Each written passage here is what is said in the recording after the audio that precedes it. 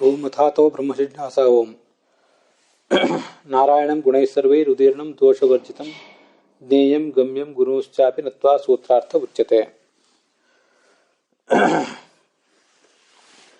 ಇಲ್ಲಿ ತ್ರಿವಿಕ್ರಮ ಪಂಡಿತರ ಟೀಕಾ ಏನಿದೆ, ನಚ ಬುದ್ಧರೂಪೇ ವಿಪ್ರಲಂಬಕತ್ವಂ ವಿಷ್ಣೋಶಂಕ್ಯಂ ಅಂತ,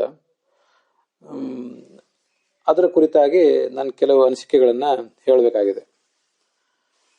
ಈ ಹಿಂದೆ ನಿನ್ನೆ ಅದನ್ನು ನೋಡಿದ್ದೇವೆ ನಾವು. ನಚ ಬುದ್ಧರೂಪೇ ವಿಪ್ರಲಂಬಕತ್ವಂ ವಿಷ್ಣೋಶಂಕ್ಯಂ. ಭಗವಂತ ಬುದ್ಧನ ರೂಪದಲ್ಲಿಯೂ ಕೂಡ ಮೋಸಗಾರ ಅಂತ ಹೇಳಬಾರದು. ಯಾಕಂದ್ರೆ ಭಗವಂತ ಮೋಸ ಮಾಡಲಿಲ್ಲ ಅಲ್ಲಿ. ಆ ಶ್ರೋತೃಗಳು ಅವರು ಅಜ್ಞಾನಿಗಳಾಗಿದ್ರು, ಮತ್ತೆ ಅನಧಿಕಾರಿಗಳಾಗಿದ್ರು. ಆದ್ರಿಂದಾಗಿ ಭಗವಂತ ಹೇಳಿದ್ದು ಅವರಿಗೆ ಸರಿಯಾಗಿ ಅರ್ಥ ಆಗದೆ ಅವರು ತಪ್ಪು ತಿಳ್ಕೊಂಡ್ರಷ್ಟೆ. ವಸ್ತುತಃ ಭಗವಂತ ಮೋಸಕಾರ ಅಲ್ಲ ಅಂತ ಅದರ ತಾತ್ಪರ್ಯ ಇದೆ. ಅಲ್ಲಿ ಮುಂದೆ ಹೀಗೆ ಮುಂದುವರೆದಿದ್ದಾರೆ. ಅನ್ಯಥಾ ವಚನ ನಿಮಿತ್ತ, ಭಗವಂತ ತಪ್ಪಾಗಿ ಹೇಳಿದಾನೆ ಅಂತಲ್ಲ. ಇತರೇಶಾಂ ರಾಗಾದಿವತ್ವಾತ್ ಅನ್ಯಥಾ ಮತಿ ಯುಕ್ತ. ಅನ್ಯಥಾ ಮಾತಿ ಅಂತಿದೆ, ಮಾತಿ ಅಂತಿದ್ದದನ್ನ ಅನ್ಯಥಾ ಮತಿ ಅಂತ ಮಾಡ್ಕೋಬೇಕು. ಕೇಳುವವರಿಗೆ ರಾಗಾದಿ ದೋಷಗಳಿದ್ರೆ ಅನ್ಯಥಾ ಜ್ಞಾನ ಆಗ್ತದೆ. ವಿಷ್ಣುವಸ್ತು ತದಭಾವ ಶ್ರುತೇ ನ ವಕ್ತೃದೋಷ ಕೃತಃ ಮೋಹ. ವಿಷ್ಣುವಿಗೆ ರಾಗಾದಿ ದೋಷಗಳಿಲ್ಲ, ಆದ್ರಿಂದ ವಕ್ತೃವಿನ ತಪ್ಪಿನಿಂದಾಗಿ ಕೇಳುವವರಿಗೆ ತಪ್ಪ ಜ್ಞಾನ ಬಂದದ್ದಲ್ಲ. ಸಯೇವ ಹಿ ತಾನೇ ಸೂತ್ರಾಣಿ ತತ್ವ ವಿಷಯಾಣಿ ಪ್ರಶಾಂತ ಸಂಹಿತಾಯಾಮ್ ಅಂಜಸ ದೇವೇಭ್ಯೋ ವ್ಯಾಚಕ್ಯವು. ಈ ಬ್ರಹ್ಮಸೂತ್ರಗಳಲ್ಲಿ ಏನನ್ನ ಬೋಧಿಸಿದಾನೆ ಭಗವಂತ, ಅವೇ ವಿಷಯಗಳನ್ನೇ ಮುಂದೆ ಪ್ರಶಾಂತ ವಿದ್ಯಾ ಎಂಬ ರೂಪದಿಂದ ದೇವತೆಗಳಿಗೆ ಬೋಧನೆ ಮಾಡಿದ್ದಾನೆ. ಅದರಿಂದ ಬುದ್ಧ ಹೇಳಿದ್ದು ಸರಿಯಾಗೇ ಇತ್ತು. ಅದು ದೇವತೆಗಳಿಗೆ ಸರಿಯಾಗಿ ತಿಳಿಯಿತು, ಅಸುರರಿಗೆ ತಿಳಿಯಲಿಲ್ಲ ಅಷ್ಟೇ. ಅದು ಮತ್ತು ಪುರಾಣಾದಿಗಳಲ್ಲಾದರೂ ತಪ್ಪಾಗಿ ಹೇಳಿದಾನಲ್ವಾ. ಈ ಕೆಲವು ತಾಮಸ ಪುರಾಣಗಳು ಅಂತ ನಾವು ಕರಿತೀವಿ, ಕೆಲವು ರಾಜಸ ಪುರಾಣ ಅಂತ ಕರಿತೀವಿ. ಅದರಲ್ಲೂ ತಪ್ಪಾಗಿ ಹೇಳಿದಾನಲ್ಲ ಅಂದ್ರೆ ಅಲ್ಲಿಯೂ ಕೂಡ ಆ ವಿಷಯ ಹಾಗೆ ಹೇಳಬಾರದು. ಸೂತ್ರಕರ್ತೃವಾದ ವೇದವ್ಯಾಸರೇ ಪುರಾಣಗಳನ್ನು ಕೂಡ ರಚನೆ ಮಾಡಿರುವವರು. ನಚ ತದ್ವಾಕ್ಯಂ ಕ್ವಚಿತ್ ಅಪ್ರಮಾಣಂ ಆಶಂಕ್ಯಂ. ಭಗವಂತನ ಮಾತು ಯಾವತ್ತೂ ಕೂಡ ಅಪ್ರಮಾಣ ಅಂತ ನಾವು ಶಂಕೆ ಮಾಡಬಾರದು. ಯಾಕೆಂದ್ರೆ ಆಪ್ತಿ ಸಾಮ್ಯಾತ್. ಬ್ರಹ್ಮಸೂತ್ರಗಳನ್ನ ರಚನೆ ಮಾಡಿದಂಥ ವೇದವ್ಯಾಸನಲ್ಲಿ ಯಾವ ಆಪ್ತಿ ಇದೆ, ಅವನು ಹೇಗೆ ಆಪ್ತನಾಗಿದ್ದಾನೆ, ಹಾಗೆ ಉಳಿದವರೆಲ್ಲರೂ ಕೂಡ ಆಪ್ತರಾಗೇ ಇದ್ದಾರೆ. ಆದ್ರಿಂದ ಉಳಿದವರೆಂದ್ರೆ ಭಗವಂತನ ಹಯಗ್ರೀವಾದಿ ರೂಪಗಳು, ಬುದ್ಧಾದಿ ರೂಪಗಳು, ಅವು ಎಲ್ಲವೂ ಕೂಡ ಆಪ್ತವೇ ಆಗಿವೆ. ಆದ್ರಿಂದ ಅದನ್ನ ಯಾವ ರೀತಿಯಿಂದ ಕೂಡ ನಾವು ಶಂಕಿಸಬಾರದು. ಆಪ್ತಿ ಅನ್ನುವುದು ಎಲ್ಲಾ ರೂಪಗಳಲ್ಲಿಯೂ, ಗ್ರಂಥಗಳನ್ನು ರಚನೆ ಮಾಡಿದ ಎಲ್ಲಾ ರೂಪಗಳಲ್ಲಿಯೂ ಕೂಡ, ಮತ್ತೆ ಎಲ್ಲಾ ಗ್ರಂಥಗಳನ್ನು ರಚನೆ ಮಾಡುವಾಗಲೂ ಆಪ್ತಿ ಇದೆ. ಇದು ಹೀಗೊಂದು ಅರ್ಥ ಇಟ್ಕೋಬೇಕು. ವ್ಯಾಸ, ಹಯಗ್ರೀವ, ಮೂಲ ರೂಪನಾದ ನಾರಾಯಣ ಇತ್ಯಾದಿ ಎಲ್ಲ ರೂಪಗಳಿಗೂ ವ್ಯಾಪ್ತಿ ಇದೆ. ಮತ್ತು ವ್ಯಾಸ ಎಂಬ ರೂಪದಿಂದ ಗ್ರಂಥಗಳನ್ನು ರಚನೆ ಮಾಡುವಾಗ ಎಲ್ಲಾ ಗ್ರಂಥಗಳನ್ನು ರಚನೆ ಮಾಡುವಾಗಲೂ ಕೂಡ ಆಪ್ತಿ ಅಂತ ಅನ್ನೋದು ಅವನಲ್ಲಿ ಇದ್ದೇ ಇರ್ತದೆ. ಯಾಕೆ ಹಾಗೆ ಅಂದ್ರೆ ಸಾತ್ವಿಕ ಆವೇಶ ಇದ್ದಾಗ ವೇದವ್ಯಾಸರಲ್ಲಿ ಅವನು ಸಾತ್ವಿಕ ಪುರಾಣಗಳನ್ನು ರಚನೆ ಮಾಡಿದ. ರಾಜಸ ಆವೇಶ ಇದ್ದಾಗ ರಾಜಸ ಪುರಾಣಗಳನ್ನು ರಚನೆ ಮಾಡಿದ. ತಾಮಸ ಆವೇಶ ಇದ್ದಾಗ ತಾಮಸ ಪುರಾಣಗಳನ್ನು ರಚನೆ ಮಾಡಿದ ಅಂತ ಕೆಲವು ಕಡೆ ಕಂಡು ಬರ್ತದೆ ಅಂತ ನಾನು ನೋಡಿದ್ದೀನಿ. ರಾಮಾನುಜರು ಆ ಥರ ಹೇಳ್ತಾರೆ ಅಂತ. ಆದ್ರೆ ಹಾಗಲ್ಲ. ಭಗವಂತ ಸ್ವಯಂ ಮೂಲ ರೂಪದಲ್ಲಿ ಹೇಗೆ ನಿರ್ದೋಷನೋ ಹಾಗೆ ಅವತಾರ ರೂಪದಲ್ಲೂ ನಿರ್ದೋಷ. ಮತ್ತೆ ನಮ್ಮ ಸಿದ್ಧಾಂತಕ್ಕನುಸಾರವಾಗಿ ವ್ಯಾಸ ಅನ್ನೋದು ಯಾವುದೋ ಆವೇಶ ರೂಪ ಆಗಲಿ ಮತ್ ಇನ್ನೊಂದು ಯಾವುದೋ ರೂಪ ಅಲ್ಲ, ಅದು ಪೂರ್ಣವಾಗಿ ಭಗವಂತನ ಅವತಾರಭೂತವಾದಂತಹ ರೂಪವೇ. ಆದ್ರಿಂದ ಮೂಲ ರೂಪದ ನಾರಾಯಣ ಹೇಗೆ ನಿರ್ದುಷ್ಟನೋ ಹಾಗೆ ಇದು ಕೂಡ ನಿರ್ದುಷ್ಟವೇ. ವಾಸ್ತವಿಕವಾಗಿ ಆಚಾರ್ಯರು ಸರ್ವಮೂಲದಲ್ಲಿ ಎಲ್ಲಿಯೂ ಕೂಡ ಇದು ತಾಮಸ ಪುರಾಣಗಳು, ರಾಜಸ ಪುರಾಣಗಳು ಅಂತ ಶಬ್ದ ಹೇಳಿಲ್ಲ ಅನ್ನೋದನ್ನು ಗಮನಿಸ್ಬೇಕು. ಅವ್ರು ಹೇಳಿರುವುದು ಬ್ರಾಹ್ಮ ಪುರಾಣಗಳು ಮತ್ತೆ ಶೈವ ಪುರಾಣಗಳು ಅಂತ. ಮಹಾಭಾರತ ತಾತ್ಪರ್ಯ ನಿರ್ಣಯದಲ್ಲಿ 11ನೇ ಅಧ್ಯಾಯದಲ್ಲಿ ಶೈವ ವೈಷ್ಣವಾನ್ ಪಾಂಚರಾತ್ರಾಚ್ಚ, ವೈಷ್ಣವ ಪುರಾಣಗಳನ್ನ ಪಂಚರಾತ್ರದ ಮೂಲಕ, ಪಂಚರಾತ್ರವನ್ನು ಸೋರ್ಸ್ ಆಗಿಟ್ಕೊಂಡು ವೈಷ್ಣವ ಪುರಾಣಗಳನ್ನು ರಚನೆ ಮಾಡಿದ. ಬ್ರಾಹ್ಮಾಂಶ ವೇದತಶ್ಚಕ್ರೆ, ಮುಂದೆ ವೇದಗಳನ್ನ ಸೋರ್ಸ್ ಆಗಿಟ್ಕೊಂಡು ಬ್ರಾಹ್ಮ ಪುರಾಣಗಳನ್ನು ರಚನೆ ಮಾಡಿದ. ಶೈವಾನ್ ಪಾಶುಪತಾಚಕ್ರೆ, ಪಾಶುಪತ ಮೊದಲಾದ ಆಗಮಗಳನ್ನ ಸೋರ್ಸ್ ಆಗಿಟ್ಕೊಂಡು ಶೈವ ಪುರಾಣಗಳನ್ನು ರಚನೆ ಮಾಡಿದ ಅಂತ. ಹೀಗೆ ಶೈವ ಬ್ರಾಹ್ಮ ಅಂತ ಪ್ರಯೋಗ ಮಾಡ್ತಾರೆ ಹೊರತು ರಾಜಸ ತಾಮಸ ಅಂತ ಅವರು ಪ್ರಯೋಗ ಮಾಡಿಲ್ಲ. ಮುಂದೆ ಅದೆಲ್ಲೋ ಬೇರೆ ಯಾವುದೋ ಟೀಕಾನೋ ಅಥವಾ ಟಿಪ್ಪಣಿನೋ, ಆ ಟಿಪ್ಪಣಿಗಳಲ್ಲಿ ಸಾತ್ವಿಕ ಪುರಾಣ, ರಾಜಸ ಪುರಾಣ, ತಾಮಸ ಪುರಾಣ ಅಂತ ಹೀಗೆ ಬಂದಿದೆ.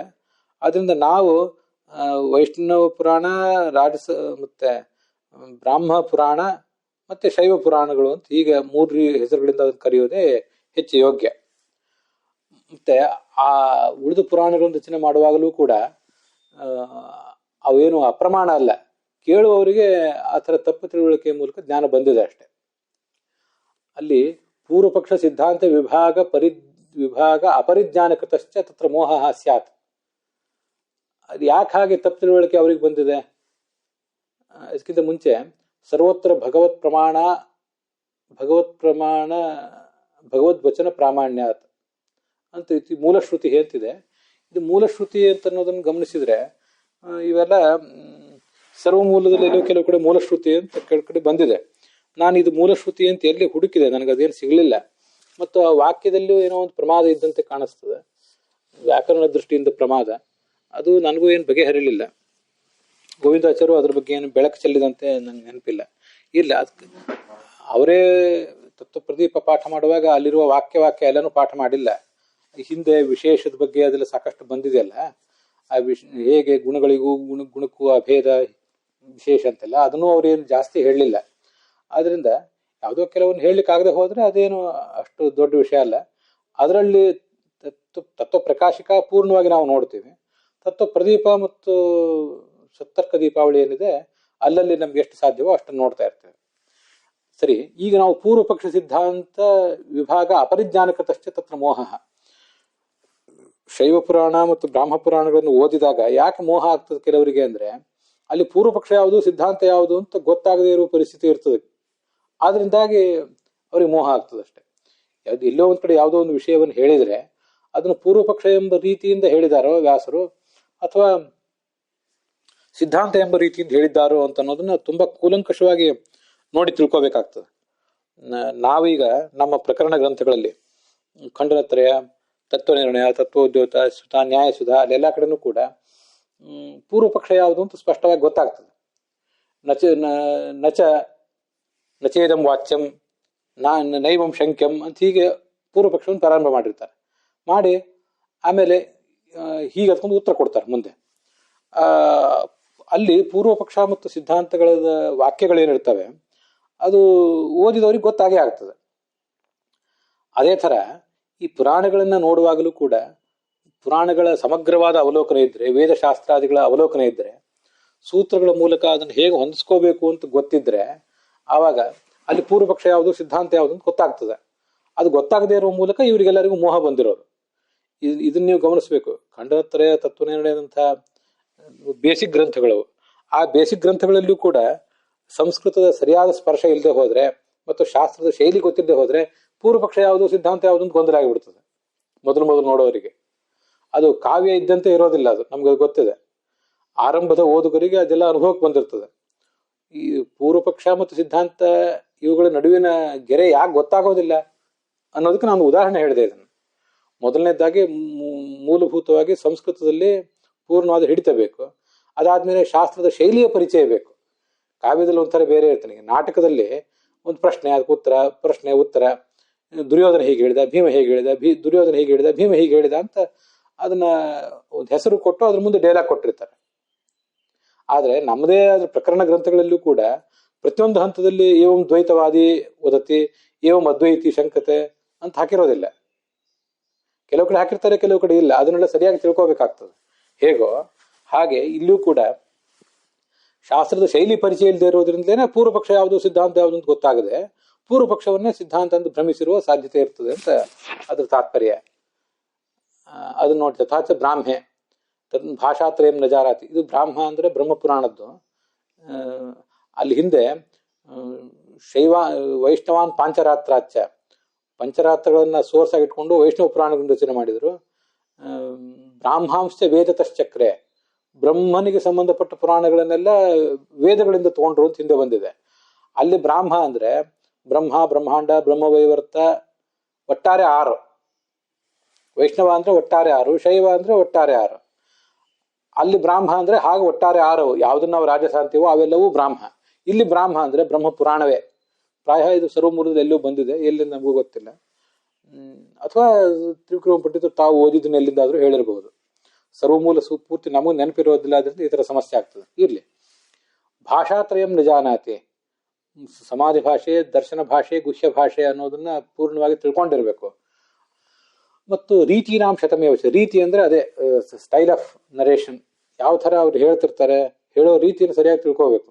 ಅದಿಲ್ಲದೆ ಹೋದ್ರೆ ಅದ್ರ ಕನ್ಕ್ಲೂಷನ್ ಸರಿಯಾಗೋದಿಲ್ಲ.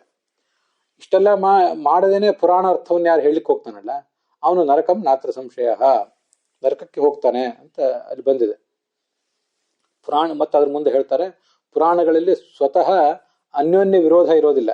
ಒಂದು ಪುರಾಣದಲ್ಲೇ ಹಿಂದಿನ ಭಾಗ ಮುಂದಿನ ಭಾಗಕ್ಕೂ ವಿರೋಧ ಇರೋದಿಲ್ಲ, ಈ ಪುರಾಣಕ್ಕೂ ಆ ಪುರಾಣಕ್ಕೂ ವಿರೋಧ ಇರೋದಿಲ್ಲ. ಶೈವಾದಿ ಪುರಾಣೇಶು, ಶೈವ ಬ್ರಾಹ್ಮಣ ಪುರಾಣಗಳೇನಿವೆ ಅಲ್ಲೆಲ್ಲ ದರ್ಶನ ಭಾಷಾ ಪ್ರಾಚುರ್ಯೇಣ, ದರ್ಶನ ಭಾಷೆಯೇ ಅಲ್ಲಿರ್ತದೆ. ಮತ್ತೆ ಸಮಾಧಿ ಭಾಷೆ ಅಲ್ಲಿರೋದಿಲ್ಲ. ನಮ್ಗೆ ಈಗಾಗಲೇ ಗೊತ್ತಿದೆ, ಸಮಾಧಿ ಭಾಷೆ ಅಂದ್ರೆ ಇದ್ದದನ್ನ ನೇರವಾಗಿ ಹೇಳುವ ಭಾಷೆ ಸಮಾಧಿ ಭಾಷೆ. ಅದನ್ನೇ ಸಮಾಧಿನ ಅನುಸ್ಮರ ಯದ್ವಿಚೇಷ್ಟಿತಂ ಅಂತ ನಾರದರು ವೇದವ್ಯಾಸರಿಗೆ ಹೇಳಿದ್ದು. ಸಮಾಧಿ ಭಾಷೆಯಿಂದ ಭಗವಂತನ ಲೀಲೆಯನ್ನ ಸ್ಪಷ್ಟವಾದ ರೀತಿಯಲ್ಲಿ ಹೇಳಿ ಅಂತ.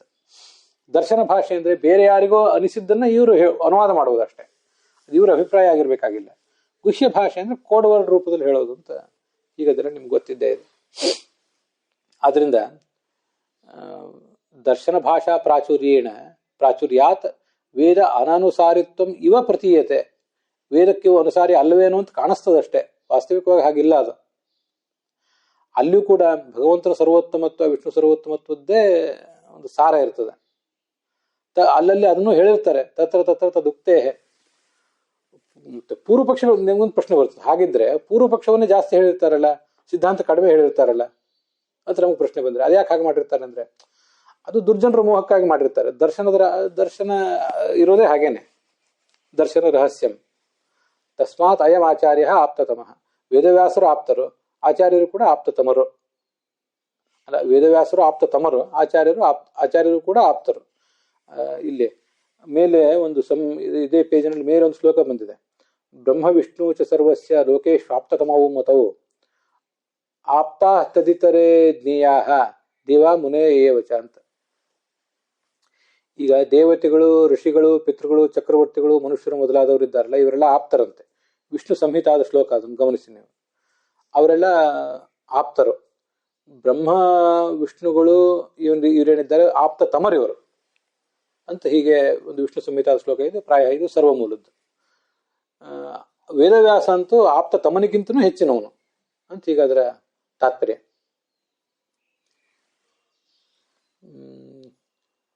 ಮಹಾಭಾರತದ ಶ್ಲೋಕ ಇದೆ, ಏಷ ಲೋಕಗುರು ಸಾಕ್ಷಾತ್ ಜಗದಾಧಿಕರ ಪ್ರಭು, ಏಷ ಮಾತಾ ಪಿತಾ ಚೈವ ಯುಷ್ಮಾಕಂ ಚ ಪಿತಾಮಹ ಅಂತ ಚತುರ್ಮುಖ ಬ್ರಹ್ಮನ ಬಗ್ಗೆ. ಏಷ ಲೋಕಗುರು, ಜಗತ್ತಿಗೆ ಇವನು ಗುರು, ಜಗದಾಧಿಕರ, ಜಗತ್ತಿನ ಸೃಷ್ಟಿ ಮಾಡಿದವನು, ಇವನು ನಿಮಗೆ ತಂದೆಯೂ ಹೌದು ತಾಯಿಯೂ ಹೌದು. ಏಷ ಮಾತಾ ಪಿತಾ ಚೈವ ಯುಷ್ಮಾಕಂ ಚ ಪಿತಾಮಹ ಅಂತ ಚತುರ್ಮುಖ ಬ್ರಹ್ಮನ ಬಗ್ಗೆ ಇರೋ ಶ್ಲೋಕ ಸುಮ್ಮನೆ ನೆನಪಿಗೆ ಬಂತು ಅಂತ ಹೇಳಿದೆ. ಇಲ್ಲಿ ನೋಡಿ, ಪೂರ್ವಪಕ್ಷವೇ ಯಾಕೆ ಜಾಸ್ತಿ ಇರ್ತದಂದ್ರೆ ದುರ್ಜನರ ಮೋಹಕ್ಕಾಗಿ ಅಂತ ಹೇಳಿದ್ರು ತ್ರಿವಿಕ್ರಮ ಪಂಡಿತರು. ಮೊದಲೇನು ಹೇಳಿದ್ರು, ನಚ ಬುದ್ಧ ರೂಪೇ ವಿಪ್ರಲಂಬಕತ್ವ ವಿಷ್ಣು ಶಂಕ್ಯಂ, ಬುದ್ಧನ ರೂಪದಲ್ಲಿಯೂ ಕೂಡ ಅವನು ವಿಪ್ರಲಂಬಕ ಅಲ್ಲ, ಮೋಸಗಾರ ಅಲ್ಲ ಅಂತ. ಆ ಮೇಲಿನ ಮಾತನ್ನ ಕೆಳಗಿನ ಮಾತಕ್ಕೆ ಹೊಂದಿಸ್ಕೋಬೇಕಷ್ಟೆ. ಅಲ್ಲಿ ದುರ್ಜನರ ಮೋಹ ಮಾಡ್ತಾನೆ ಭಗವಂತ ಅನ್ನೋದು ಸ್ಪಷ್ಟ, ಅದ್ರ ಬಗ್ಗೆ ಏನು ವಿವಾದ ಬೇಡ. ದುರ್ಜನರ ಮೋಹ ಮಾಡ್ತಾನೆ ಅಂದ್ರೆ ಮತ್ತೆ ಅವನು ಮೋಸಗಾರನೇ ಆದ್ನಲ್ಲ ಅಂತ ಪ್ರಶ್ನೆ ಬರ್ತದೆ. ಮೋಸಗಾರ ಅಲ್ವೇ ಅಲ್ಲ ಅಂತ ಸಾರಾಸಗಟಾಗಿ ಹೇಗೆ ಹೇಳ್ತೀರಿ? ಅದು ಅವ್ರಲ್ಲಿ ಮೇಲೆ ಹೇಳಿದ ಮಾತನ್ನು ಕೆಳಗಿನ ಮಾತಿಗೆ ಹೊಂದಿಸ್ಕೋಬೇಕು. ಅವ್ರ ಮಾತಿನಲ್ಲಿ ನಮ್ದು ಆಕ್ಷೇಪ ಏನಿಲ್ಲ, ಅವರು ನಮಗೆ ಎಲ್ಲಾ ದೃಷ್ಟಿಯಿಂದ ಮಾನ್ಯರೇ. ಇಲ್ಲಿ ಏನ್ ಸಮಸ್ಯೆ ಆಗ್ತದಂದ್ರೆ, ಈ ನಚ ಬುದ್ಧ ರೂಪೇ ವಿಪ್ರಲಂಬಿಕತ್ವ ವಿಷ್ಣು ಶಂಕ್ಯಂ ಅನ್ನೋ ಒಂದು ಮಾತು, ನಚ ತದ್ವಾಕ್ಯಂ ಕ್ವಚಿತ್ ಅಪ್ರಮಾಣಂ ಆಶಂಕ್ಯಂ ಅಂತ ಅದೇ ಪ್ಯಾರಾದಲ್ಲಿ ಬಂದಿರುವ ಒಂದು ಮಾತು ಆಪ್ತಿ ಸಾಮ್ಯಾತ್ ಅಂತ. ಈ ಮಾತುಗಳನ್ನ ಇಂಟರ್ಪ್ರಿಟ್ ಮಾಡುವಾಗ ಕೆಲವು ಸರಿ ನಾವು ಸ್ವಲ್ಪ ವ್ಯತಿರೇಕ ಮಾಡ್ತೇವೆ ಅಂತ ಕಾಣಿಸ್ತು ನನಗೆ. ಈ ವಾಕ್ಯವನ್ನು ವ್ಯಾಖ್ಯಾನಿಸುವಾಗ, ಇಂಟರ್ಪ್ರಿಟ್ ಮಾಡುವಾಗ ನಮ್ಗೆ ಸಮಸ್ಯೆ ಆಗ್ತದೆ. ಅಲ್ಲಿ ಇದ್ದಂತಾನೆ ಹೇಳುವಾಗ ಹೆಚ್ಚೇನು ಸಮಸ್ಯೆ ಆಗೋದಿಲ್ಲ. ಇಂಟರ್ಪ್ರಿಟ್ ಮಾಡುವಾಗ ಭಗವಂತನ ಮಾತು ಎಲ್ಲಿಯೂ ಮೋಹಕ ಅಲ್ವೇ ಅಲ್ಲ ಅಂತ ಸ್ವಲ್ಪ ಅದನ್ನ ಅತಿರೇಕ ಮಾಡಿ ಹೇಳಿ ಬಿಡ್ತಾರೆ ಕೆಲವರು. ಅದು ನಿಮಗೂ ಅನುಭವಕ್ಕೆ ಬಂದಿದೆ. ಹಿಂದೆ ನೀವು ನಾನು ಕೇಳಿದಿರಿ ಅದ್ರ ಬಗ್ಗೆ. ತ್ರಿವಿಕ್ರಮ ಪಂಡಿತರ ಮಾತುಗಳನ್ನ, ಈ ಮೂರು ಮಾತುಗಳು, ನಚ ಬುದ್ಧರೂಪೇ ವಿಪ್ರಲಂಬಕತ್ವಂ ವಿಷ್ಣು ಶಂಕ್ಯಂ ನಚ ತದ್ವಾಕ್ಯಂ ಕ್ವಚಿತ್ ಅಪ್ರಮಾಣಮಾಶಂಕ್ಯಂ ಮತ್ತು ದುರ್ಜನ ಮೋಹನಾರ್ಥಂ, ಈ ಮೂರನ್ನು ಸರಿಯಾಗಿ ಸಮತೋಲನ ದೃಷ್ಟಿಯಿಂದ ತಗೊಂಡ್ರೆ ಅದು ಅಪ್ರಮಾಣ ಅಲ್ಲ. ಭಗವಂತನ ಮಾತು ಅಪ್ರಮಾಣ ಅಲ್ಲ. ಒಂದು ದೃಷ್ಟಿಯಿಂದ ಜಗತ್ತು ಶೂನ್ಯ ಅನ್ನೋ ದೃಷ್ಟಿಯಿಂದ ಅಪ್ರಮಾಣ ಇರಬಹುದು, ಆದರೆ ಬೇರೆ ದೃಷ್ಟಿಯಿಂದ ಅದು ಪ್ರಮಾಣವೇ ಆಗಿದೆ. ಆದ್ರಿಂದಲೇ ಅದು ದೇವತೆಗಳಿಗೆ ಜ್ಞಾನ ಕೊಟ್ಟಿದೆ. ಆದ್ರಿಂದ ಬುದ್ಧರೂಪ ದೇವತೆಗಳಿಗೆ ಅದು ವಿಪ್ರಲಂಬಕ ಅಲ್ಲ, ಮೋಸಗಾರ ಅಲ್ಲ. ಅದು ದೈತ್ಯರಿಗೆ ಮಾತ್ರ ಮೋಸಗಾರ. ಯಾಕೆಂದ್ರೆ ದುರ್ಜನರ ಮೋಹ ಮಾಡ್ತಾನೆ ಅಂದ್ರೆ ತ್ರಿವಿಕ್ರಮ ಪಂಡಿತರು ಹೇಳೇ ಇದ್ದಾರೆ. ಈ ತರದೊಂದು ಸಮತೋಲನ ಅಲ್ಲಿ ಇರಬೇಕು. ಅದು ಯಾರಿಗೂ ಮೋಸಗಾರ ಅಲ್ಲ ಭಗವಂತನ ರೂಪ ಅಂತ ಹೇಳಬಾರದು ಅಂತ ನನ್ನ ದೃಷ್ಟಿಕೋನ. ದೈತ್ಯರಿಗೆ ಅದು ಮೋಸಗಾರ, ದೈತ್ಯರಿಗೆ ಅದು ಮೋಸ ಮಾಡಿದೆ ಅಂತ ಶಾಸ್ತ್ರದಲ್ಲಿ ಸ್ಪಷ್ಟವಾಗೇ ಇದೆಯಲ್ಲ. ಯಾಕೆ ನಾವು ಅದನ್ನು ಒಪ್ಪಿಕೊಳ್ಳಿಕ್ಕೆ ಯಾಕೆ ಅಷ್ಟು ಹಿಂಜರಿಬೇಕು? ಮೋಹನಾರ್ಥಂ ದಾನವಾನಾಂ ಬಾಲರೂಪಿ ಪರಸ್ಥಿತ ಅಂತ ಭಾಗವತ್ ತಾತ್ಪರ್ಯದಲ್ಲಿ 1-2ನೇ ಸ್ಕಂದಗಳಲ್ಲಿ ದಾನವರ ಮೋಹನಕ್ಕಾಗಿ ಬಾಲರೂಪನಾಗಿದ್ದ ಈ ಭಗವಂತ ಅಂದ್ರೆ ಬುದ್ಧ ರೂಪದಿಂದಿದ್ದ ಅಂತ ಬಂದಿದೆ. ಅದು ಒಂದು 10-20 ಕಡೆ, ಒಂದು 10-20 ಕಡೆ ಅಲ್ಲದೆ ಹೋದ್ರು ಒಂದು 8-10 ಕಡೆ ಆದ್ರೂ ಅದು ಬಂದಿದೆ. ವ್ಯಾಸಾದಯೋ ವರ್ತಮಾನಂ ಅತೀತಾನಾಗತೆ ತಥಾ ವ್ಯತ್ಯಸ್ಯಾಪಿ ವದಂತ್ಯದ್ಧ ಮೋಹನಾಯ ದುರಾತ್ಮನ, ಭಾಗವತ್ ತಾತ್ಪರ್ಯದಲ್ಲಿ ಬಂದಿರೋ ಮಾತಿದು. ಈ ಇವರು ವೇದವ್ಯಾಸರು ವ್ಯತ್ಯಾಸ ಮಾಡಿ ಮಾಡಿ ಹೇಳ್ತಿರ್ತಾರೆ. ಯಾಕೆ ವ್ಯತ್ಯಾಸ ಮಾಡಿ ಹೀಗೆಲ್ಲ ಹೇಳ್ತಾರೆ ಅಂತಂದ್ರೆ, ಮೋಹನಾಯ ದುರಾತ್ಮನ, ಮೋಹ ಮಾಡಿ, ದುರಾತ್ಮರ ಮೋಹಕ್ಕೋಸ್ಕರ, ಸಜ್ಜನರ ಮೋಹಕ್ಕೋಸ್ಕರ ಅಲ್ಲ, ದುರಾತ್ಮರ ಮೋಹಕ್ಕೋಸ್ಕರ. ಮತ್ತೆ ಸಜ್ಜನರು ಅದನ್ನ ಸರಿಯಾಗಿ ಆಲೋಚನೆ ಮಾಡಿ ತಿಳ್ಕೋಬೇಕು. ದುರ್ಜನರಿಗೆ ಮೋಹ ಆಗಲಿ, ಸಜ್ಜನರಿಗೆ ಸರಿಯಾದ ಜ್ಞಾನ ಬರಲಿ ಅಂತಾನೆ ಅವ್ರದ್ದು ದೃಷ್ಟಿಕೋನ ಇರ್ತದೆ. ಮುಂದೆ ತಥಾಪ್ಯಸುರ ಮೋಹಾಯ ಅಂತ ಬ್ರಹ್ಮಾಂಡ ಪುರಾಣದ ಒಂದು ಮಾತಿದೆ. ಇದು ವಿಷ್ಣು ತತ್ವ ನಿರ್ಣಯದಲ್ಲಿ ಬಂದಿದೆ. ಅಸುರರ ಮೋಹಕ್ಕೋಸ್ಕರ ಈ ತರ ಎಲ್ಲ ಮಾಡ್ತಾನೆ ಅಂತ. ಸರ್ವಂ ಮೋಹಾರ್ಥಂ ಉದ್ದಿಷ್ಟಂ ಅಂತ ಇದು ಬೃಹದಾರಣ್ಯಕ ಉಪನಿಷತ್ ಭಾಷ್ಯದಲ್ಲಿ ಒಂದ್ ಕಡೆ ಬಂದಿದೆ. ತಥಾ ದುರ್ಜ್ಞಾನ ಜನನೇ ತಾತ್ಪರ್ಯಂ ಅಸುರೇಶು ಚ, ಇದು ಬೃಹದಾರಣ್ಯಕ ಭಾಷ್ಯ. ದುರ್ಜನರಿಗೆ ದುರ್ಜ್ಞಾನ, ಕೆಟ್ಟ ಜ್ಞಾನವನ್ನು ಹುಟ್ಟಿಸ್ಬೇಕು ಅನ್ನೋದೇ ಅವನ ತಾತ್ಪರ್ಯ ಇರ್ತದೆ, ಇಂಟೆನ್ಷನ್ನೇ ಆಗಿದೆ ಅಂತ. ಇದನ್ನು ಸರಿಯಾಗಿ ಗಮನಿಸ್ಬೇಕು ಈ ಮಾತುಗಳನ್ನು. ಬೃಹದಾರಣ್ಯಕ ಉಪನಿಷತ್ತಿನಲ್ಲಿ ಬ್ರಹ್ಮಾಂಡ ಪುರಾಣ ಮೊದಲಾದ ಪುರಾಣಗಳ ಮಾತಿದು. ಮತ್ತೆ ಮಹಾಭಾರತ ತಾತ್ಪರ್ಯ ನಿರ್ಣಯದಲ್ಲಿ ಸಂಶಯಾರ್ಥಂ ಸುರದ್ವಿಷಾಂ, ಸುರದ್ವೇಷಿಗಳಾದ ದೈತ್ಯರಿಗೆ ಸಂಶಯ ಬರ್ಲಿಕ್ಕೋಸ್ಕರ ಹೀಗೆ ಮಾಡಿದ, ತಾತ್ಪರ್ಯ ನಿರ್ಣಯದ 10ನೇ ಅಧ್ಯಾಯದ 84ನೇ ಶ್ಲೋಕ. ಮತ್ತೆ ಭಾಗವತ ತಾತ್ಪರ್ಯದಲ್ಲಿ ಮೋಹನಾರ್ಥಾಯ, ಯಾಕೆ ವೇದಗಳು ಸ್ಪಷ್ಟವಾಗಿ ಹೇಳೋದಿಲ್ಲ, ತುಂಬಾ ವಿವರಿಸಿ ಹೇಳಿಬಿಟ್ರೆ ಎಲ್ಲರಿಗೂ ಅರ್ಥ ಆಗುತ್ತೆ. ಅದೇ ಹೇಳೋದಿಲ್ಲ ಯಾಕೆ ಅಂದ್ರೆ, ಒಂದು ಗುಣವನ್ನು ಹೇಳಿದಂಗಾಯ್ತು, ಮತ್ತೊಂದು ಗುಣವನ್ನು ಹೇಳಬೇಕಾಗಿದೆ, ಇನ್ನೂ ಭಗವಂತನ ಅನೇಕ ಗುಣಗಳನ್ನು ಹೇಳಬೇಕಾಗಿದೆ. ಆದ್ರಿಂದ ಅದಕ್ಕೊಂದು ಅವಸರ ಇರ್ತದೆ. ಮತ್ತೆ ಮೋಹನಾರ್ಥಾಯ, ದುರ್ಜನರಿಗೆ ಮೋಹ ಬರಬೇಕು ಅಂತನೂ ಒಂದು ತಾತ್ಪರ್ಯ ಅದಕ್ಕೆ ಇರ್ತದೆ ಅಂತ ಈಗ ಅಲ್ಲೆಲ್ಲ ಸ್ಪಷ್ಟವಾಗಿ ವರ್ಣನೆ ಬಂದಿದೆ. ಅದರಿಂದ ಮೋಹನಾಯ, ಅವನು ಮೋಹಕನಾಗಿದ್ದಾನೆ, ವಿಪ್ರಲಂಬಕನಾಗಿದ್ದಾನೆ. ಹೌದು, ಯಾರಿಗೆ ಅಂದ್ರೆ ದುರ್ಜನರಿಗೆ, ಸಜ್ಜನರಿಗೆ ಆಗಿಲ್ಲ. ನಚ ಬುದ್ಧರೂಪೇ ವಿಪ್ರಲಂಬಕತ್ವಂ ವಿಷ್ಣು ಶಂಕ್ಯಂ ಅಂದ್ರೆ ಅವನು ಯಾರಿಗೂ ವಿಪ್ರಲಂಬಕನಾಗಿಲ್ಲ ಅಂತ ನಾವು ಹೇಳ್ಬೇಕಾಗಿಲ್ಲ. ಆ ಥರ ಏನು ಮಾಡ್ಬೇಕಾಗಿಲ್ಲ. ಅದನ್ನ 100% ಆ ಮಾತುಗಳನ್ನು ತಗೋಬೇಕಾಗಿಲ್ಲ. ಯಾವುದೇ ಟೀಕಾಕಾರದು ಟಿಪ್ಪಣಿಕಾರದು ಮಾತುಗಳನ್ನ ಅವರೇ ಬೇರೆ ಬೇರೆ ಕಡೆ ಏನು ಹೇಳಿರ್ತಾರೆ ಅಂತ ಅನ್ನೋದನ್ನ ನೋಡೇ ತಗೋಬೇಕಲ್ಲ. ಆದ್ರಿಂದ ಅವನು ವಿಪ್ರಲಂಬಕ ಅಲ್ವೇ ಅಲ್ಲ ಅಂತಲ್ಲ. ದೈತ್ಯರಿಗೆ ವಿಪ್ರಲಂಬಕ, ಮೋಹಕ. ವಿಪ್ರಲಂಬಕ ಅಂದ್ರು ಮೋಹಕ ಅಂದ್ರು ಒಂದೇ ಅರ್ಥ ಅಲ್ಲ. ದುರ್ಜ್ಞಾನ ಜನನೇ ತಾತ್ಪರ್ಯಂ ಅಸುರೇಶು ಅಂತ ಬಂದಿದೆ ಅಲ್ಲ. ಅಸುರರಿಗೆ ದುರ್ಜ್ಞಾನವನ್ನು ಹುಟ್ಟಿಸುವುದೇ ಅವನ ತಾತ್ಪರ್ಯ ಇದೆ, ಇಂಟೆನ್ಷನ್ ಇದೆ ಹಾಗೆ. ಆದ್ರಿಂದ ಅವನ ಮಾತು ಅಪ್ರಮಾಣ ಅಲ್ಲ, ಅದನ್ನ ಒಪ್ಪೋಣ. ಒಂದರ್ಥದಲ್ಲಿ ಅಪ್ರಮಾಣ, ಶೂನ್ಯ ಅನ್ನೋ ಅರ್ಥದಲ್ಲಿ ಅಪ್ರಮಾಣ, ಅದನ್ನ ಒಪ್ಪೋಣ. ಆದ್ರೆ ಅದು ಮತ್ತೊಂದು ಅರ್ಥದಲ್ಲಿ ಪ್ರಮಾಣವೇ ಆಗಿದೆ. ಹೀಗೆ ತ್ರಿವಿಕ್ರಮ ಪಂಡಿತರ ಮಾತನ್ನ ನಚ ಬುದ್ಧರೂಪೇ ವಿಪ್ರಲಂಬಕತ್ವಂ ವಿಷ್ಣು ಶಂಕ್ಯಂ ಅನ್ನೋ ಮಾತನ್ನ ಈ ದೃಷ್ಟಿಯಿಂದ ತಗೋಬೇಕು ಅಂತ ನನ್ನ ತಾತ್ಪರ್ಯ. ತ್ರಿವಿಕ್ರಮ ಪಂಡಿತರು ಆಚಾರ್ಯರ ಹತ್ರ ಎಲ್ಲ ಸರ್ವಮೂಲಗಳನ್ನು ಓದ್ದವರು. ಮತ್ತೊಂದು ಸ್ವಾರಸ್ಯ ಸಂಗತಿ ಇದೆ. ಆಚಾರ್ಯರ ಪ್ರತ್ಯಕ್ಷ ದರ್ಶನ ಆಗುವುದಕ್ಕಿಂತ ಮುಂಚೆನೆ, ಅವ್ರು ಭೇಟಿ ಆಗೋದಕ್ಕಿಂತ ಮುಂಚೆನೆ ತಮ್ಮ ಶಂಕರ ಪಂಡಿತರು, ತ್ರಿವಿಕ್ರಮ ಪಂಡಿತರು ತಮ್ಮ ಶಂಕರ ಪಂಡಿತರು ಆಚಾರ್ಯರ ಗ್ರಂಥಪಾಲಕರು ಏನಾಗಿದ್ರು, ಆ ಶಂಕರ ಪಂಡಿತರು ತ್ರಿವಿಕ್ರಮ ಪಂಡಿತರಿಗಿಂತ ಮುಂಚೆನೆ ಆಚಾರ್ಯ ಅನುಯಾಯಿಗಳಾಗಿದ್ರಲ್ಲ, ಅವ್ರ ಮನೆಯಲ್ಲಿ ಗ್ರಂಥ ಸಂಪತ್ತಿತ್ತಲ್ಲ, ಅದನ್ನೆಲ್ಲ ಇವರು ರಾತ್ರಿ ಕೂತ್ಕೊಂಡು ಓದ್ತಾ ಇದ್ರು, ಓದಿ ಬಹಳ ಸಂತೋಷ ಪಡ್ತಾ ಇದ್ರು ಅಂತಿದೆ. ಆದ್ರಿಂದ ಸರ್ವಮೂರ್ತಿ ದರ್ಶನ ಅವರಿಗೆ ಆಚಾರ್ಯ ಭೇಟಿಗಿಂತ ಮುಂಚೆನೆ ಆಗಿ ಹೋಗಿತ್ತು. ಭೇಟಿ ಆದ್ಮೇಲೆ ಅವರಿಗೊಂದು ಇಡೀ ತಮ್ಮ ಜ್ಞಾನ ಭಂಡಾರದ ಒಂದು ಕೀಲಿ ಕೈ ಓಪನ್ ಆಯ್ತು ಅಷ್ಟೇ. ಕೀಲಿ ತೆಗೆದು ಓಪನ್ ಮಾಡ್ಕೊಂಡ್ರು ಅಷ್ಟೇ. ಎಲ್ಲಾ ಶಾಸ್ತ್ರಗಳನ್ನು ಅವ್ರು ಓದಿ ಬಿಟ್ಟವರೇ ಆಗಿದ್ರು ಮೊದಲೇನೆ. ಅದನ್ನ ನೀವು ಆಚಾರ್ಯ ಹತ್ರ ವಾದಕ್ಕೆ ಹೋಗ್ಬೇಕು, ನೀವು ತವ ವೇದ ನದಿ ವಿಕಾಸ್ಯ ಭೂಯ, ವೇದಾದಿ ಶಾಸ್ತ್ರಗಳನ್ನ ನೀವು ಅವಗಾಹನ ಮಾಡಿದವರು, ಪುರಾಣಾದಿಗಳನ್ನು ಓದಿದವರು, ಸಕಲ ಶಾಸ್ತ್ರ ಪಂಡಿತ ಆಗಿದ್ದವರು. ಅವ್ರು ಯಾವುದೋ ಒಂದರಲ್ಲಿ ಮಾತ್ರ ಅಲ್ಲ, ಮೂಲ ರಾಮಾಯಣವೂ ಅವ್ರಿಗೆ ಗೊತ್ತಿತ್ತು ಅಂತ ನಾರಾಯಣ ಪಂಡಿತರು ಹೇಳ್ತಾರೆ. ಎಲ್ಲೋ ಒಂದ್ ಕಡೆ ಹೇಳ್ತಾರೆ. ಇಲ್ಲೇ ಅಷ್ಟೆಲ್ಲ ಪಂಡಿತರಾಗಿದ್ರು. ಸರ್ವಮೂಲ ಅಂತೂ ಏಕಾಂತದಲ್ಲಿ ಕೂತು ಓದಿಬಿಟ್ಟಿದ್ರು. ಇನ್ನು ಪ್ರತ್ಯಕ್ಷವಾಗಿ ಹೀಗೆ ಸರ್ವಮೂಲ ಅಂತೂ ಓದೇ ಇದ್ರು. ಪ್ರತ್ಯಕ್ಷವಾಗಿ ಆಚಾರ್ಯ ಜೊತೆ ಪ್ರತ್ಯಕ್ಷ ಸಂವಾದ ಮಾಡುವುದಷ್ಟೇ ಬಾಕಿ ಇತ್ತು. ಆದ್ರಿಂದ ಈ ಅಶ್ವಥ ಪ್ರತಿಭಾಯಸ್ಯ ಇದು ಕೂಡ ಸರ್ವಮೂಲದಲ್ಲಿ ಎಲ್ಲೋ ಒಂದ್ ಕಡೆ ಬಂದಿದೆ. ಭಾಗವತ ತಾತ್ಪರ್ಯವೋ ಉಪನಿಷತ್ ಭಾಷ್ಯದಲ್ಲೂ ಎಲ್ಲೋ ಬಂದಿದೆ ಅಂತ ನಂಗೆ ನೆನಪಿದೆ. ಅದನ್ನೇ ಅವರು ಕೋಟ್ ಮಾಡಿದ್ದಾರೆ. ಕೆಲವು ಅವರು ಬೇರೆ ಪುರಾಣಗಳು ತಾವು ಓದಿದ್ದನ್ನು ಕೋಟ್ ಮಾಡಿರಬಹುದು, ಎಷ್ಟೆಷ್ಟೋ ಬೇರೆ ಬೇರೆ ಸಂಗತಿಗಳನ್ನ ಅಂತ ನನಗೆ ಕಾಣಿಸ್ತದೆ. ಅದನ್ನು ಸರ್ವಮೂಲದಲ್ಲಿ ಹುಡುಕಿದ್ರೆ ನಮಗೆ ಕೆಲವು ಸಿಗಬಹುದು ಈಗಿರುವವು. ಅಲ್ಲಿಗೆ ಈ ಭಾಗ ಸಮಾಪ್ತ ಆಗಿದೆ.